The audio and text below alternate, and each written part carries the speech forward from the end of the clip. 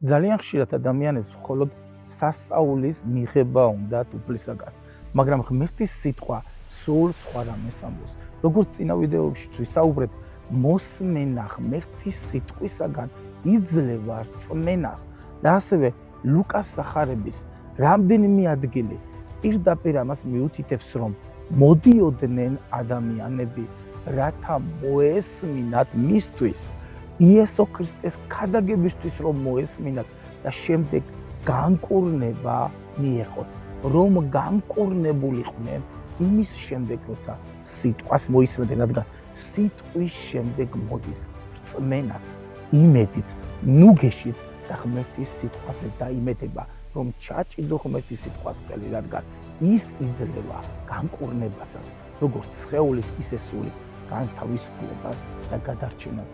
უფალმა დაგლოცოს, რომ მიგეღოს მისგან სიტყვაც, რწმენაც, განკურნებაც და გადარჩენაც იესო ქრისტეს სახელით. ამენ.